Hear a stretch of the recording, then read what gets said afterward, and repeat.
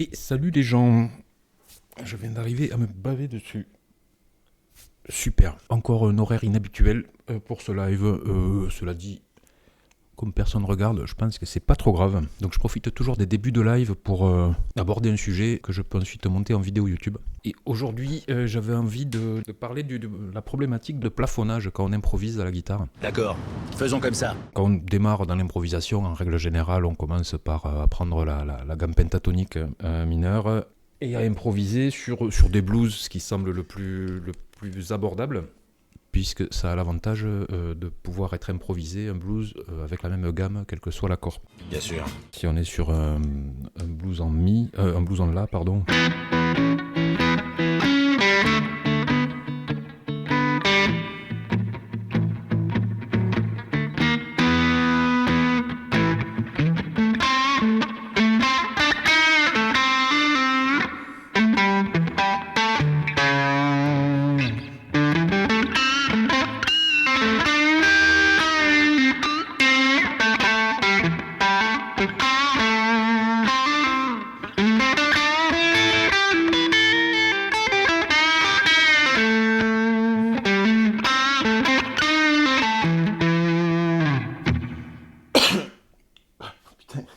Bon, là, c'était pas forcément très explicatif, puisque en plus je suis un peu sorti de la gamme blues.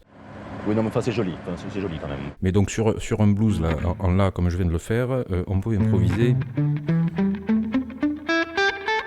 avec une gamme blues de la, et on va pouvoir, sur les 3 accords, se servir de la même gamme. Et assez vite, ça va ressembler à quelque chose. Par contre, à force de pratiquer, on va se retrouver un peu à faire toujours la même chose, toujours les mêmes plans, et au bout d'un moment, ça... Je vais être un petit peu brutal, mais... Ça sonne un peu le cul, quoi. Enfin, c'est très, très redondant, c'est pas forcément très intéressant à l'écoute. Et pour moi, ça vient Enfin, on se focalise beaucoup sur des trucs qui sont pas si importants que ça. Quand on veut improviser, on va vouloir apprendre plein de gammes, plein de modes, dans plein de positions. Non, je ne crois pas, non. Pas envie.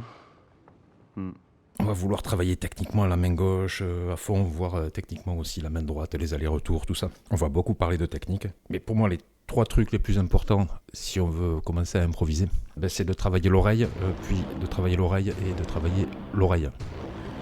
Et les 2 oreilles. N'importe quoi. C'est souvent négligé, mais c'est ça qui fait qu'on va faire des solos intéressants. Si on apprend des plans, on va apprendre beaucoup de plans, surtout maintenant avec YouTube, on peut apprendre, il y a des vidéos qui apprennent 50, 100 plans, pas très compliqué. Le problème, c'est que si on apprend un plan, je sais pas moi, alors moi je n'ai pas appris beaucoup. Si, il y en a un que j'aime bien, c'est un de Vaughan, donc pareil, sur un blues en la, c'est... Bon là je l'ai mal fait. Je comprends pas ce qui s'est passé.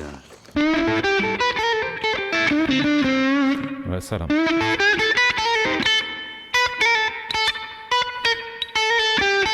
Donc il fait un si bémol qui fait pas partie de la gamme de la, il s'en sert de gamme de passage.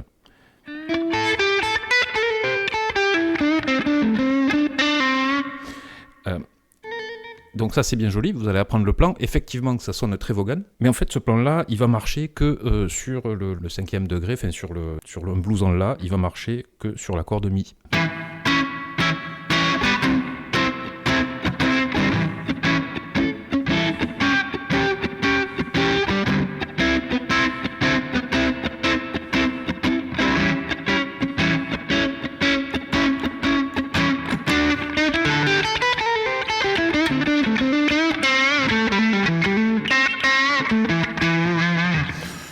Très heureux là. Bon, je l'ai pas bien placé.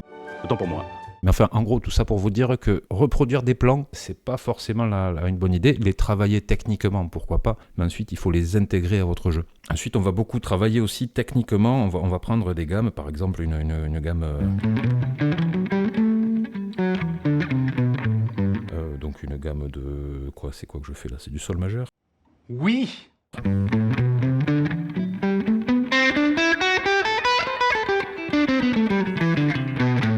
Donc vous allez, bon moi c'est des trucs que je fais plus trop ça, enfin globalement je travaille plus trop l'instrument, c'est pas bien, mais on va travailler la gamme à fond, on va essayer d'aller le plus vite possible. Bon voilà, là c'est catastrophique. Ah oui, en effet. Donc là c'est la gamme descendante montante, enfin des notes les unes après les autres. On va faire, je crois que ça s'appelle des gammes brisées.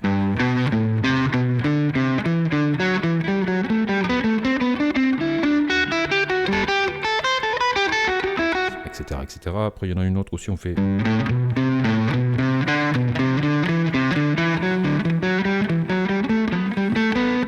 Donc, pourquoi pas, ça délie les doigts, ça fait travailler un petit peu la technique, mais on va rarement sortir ça tel quel dans un solo, quoi. Vous avez raison. Si on le sort dans un solo, il faut le faire de manière réfléchie. Si on fait une gamme, il faut viser une note. Vous faites le truc le plus rapide si vous voulez, mais la dernière note que vous faites, il faut que ce soit celle que vous avez visée, et c'est celle qui a de l'importance. C'est Vaughan qui disait que lui, quand il fait des notes, il se voit comme une abeille qui fait plein de tours et pim, qui après va piquer à l'endroit précis. Je ne sais pas si l'analogie est vraiment valide, mais bon, c'est Vaughan qui l'a dit, donc ça doit être vrai. Oui. C'est pour ça que je dis l'important, c'est l'oreille. Si dans votre gamme, par exemple, si je fais un blues et que je joue en la mineur, je peux, quand je joue le la, rien ne m'empêche, comme c'est un la majeur, et donc qu'il y a une tierce majeure, la tierce majeure du la, c'est un do dièse, et elle n'est pas dans la gamme pentatonique. Mais si je fais cette note sur le premier accord, ça va sonner pas mal. Un peu curieux, mais c'est intéressant, quoi.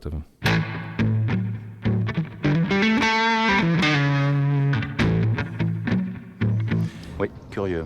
Par contre, si je la fais sur la même note, si je la fais sonner sur le ré, ça va puer du cul.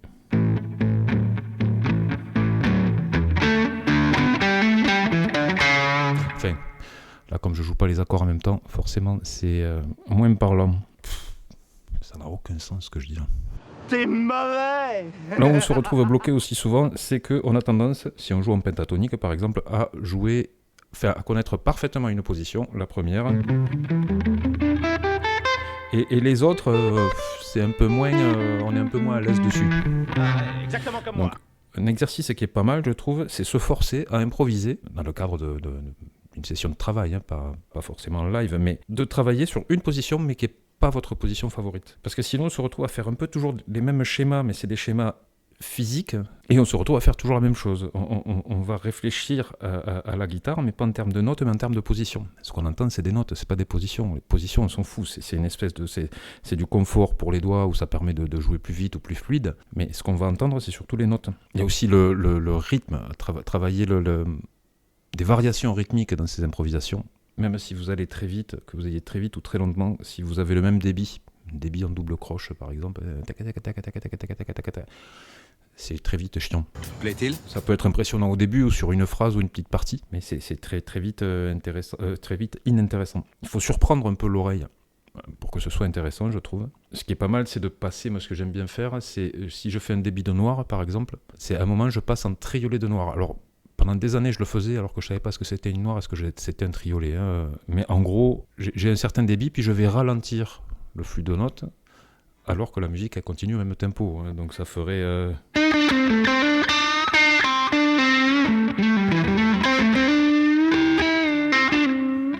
suis pas sûr là d'être sur des triolets de noir, mais vous voyez l'idée, j'espère en tout cas. Donc varier le rythme, varier l'attaque main droite, varier le son d'une même note, pourquoi pas... Avec la pulpe, si vous chopez le médiator et la pulpe un peu du pouce, vous allez pouvoir faire sonner des harmoniques.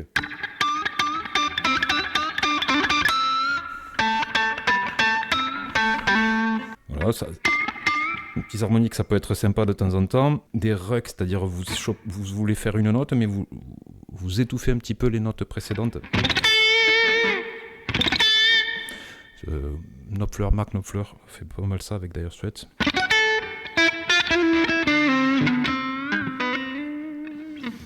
La justesse des bends aussi. Ah ouais. Quelle histoire ça aussi. Le travail de l'oreille, ça permet de travailler la justesse des bends. Même si on peut foirer un bend et se rattraper aux branches avec un vibrato, il vaut quand même mieux être plutôt juste. Et ça, c'est l'oreille, c'est pas la tension des cordes. Fait si, il y a une mémoire musculaire un petit peu, mais... Donc bend, justesse des bends, tout ça c'est l'oreille. Vibrato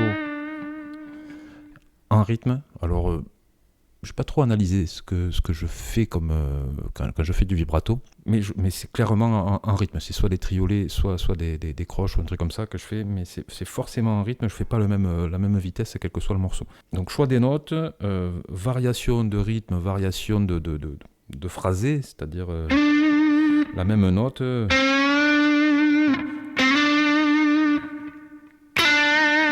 Je peux l'amener de plein de manières différentes. Ça va colorer mon jeu aussi. Et tout ça, c'est des conseils qu'il faut que je me donne à moi aussi. Hein. Je sais que ce qui me manque le plus, outre la technique pure, c'est-à-dire pour essayer de shredder un peu, mais ça n'a jamais été mon truc de jouer très très vite. Donc il me manque un brin de technique quand même sans vouloir shredder. Il faudrait que je puisse aller quand même, quand j'en ai envie, plus vite. Surtout ce qui me manque, c'est le choix des notes quand je veux sortir un peu de la pentatonique et de m'adapter à l'accord sur lequel je suis. Tu as raison, c'est problématique. Typiquement, là, l'exemple que je faisais tout à l'heure, on peut utiliser, enfin, si on est sur un blues, on utilise une gamme mineure de La, alors qu'on est sur un blues majeur. On a fait des accords majeurs, petit coup d'accordage là. Donc on fait des accords majeurs en utilisant les notes de la gamme blues, c'est-à-dire une pentatonique mineure, et la tierce majeure du La, la tierce majeure du Ré et la tierce majeure du Mi. Aucune des trois tierces et des trois accords n'est dans la gamme. Ah oui, c'est cocasse.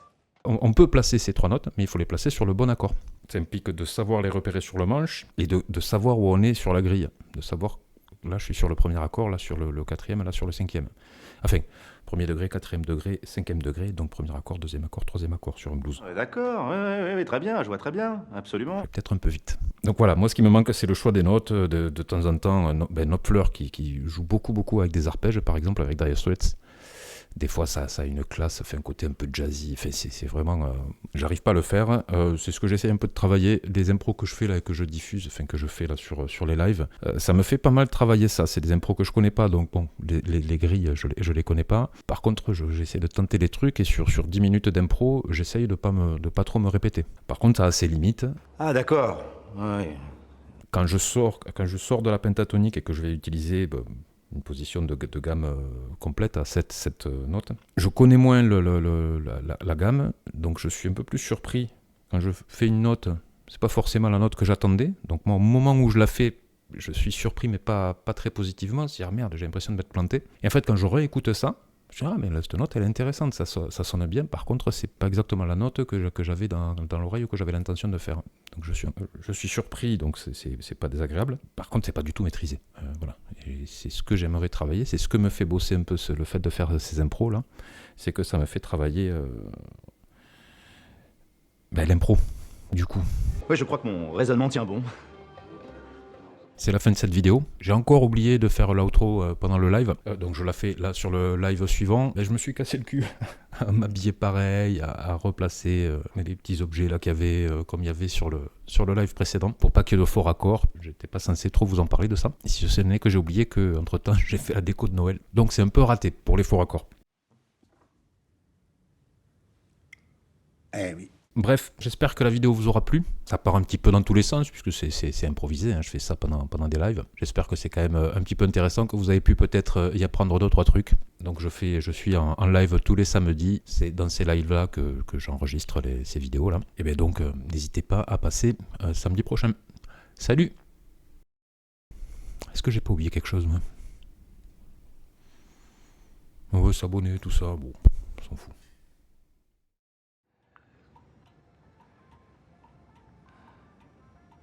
Je vais y aller. Merci, de rien. Au revoir, messieurs, dames.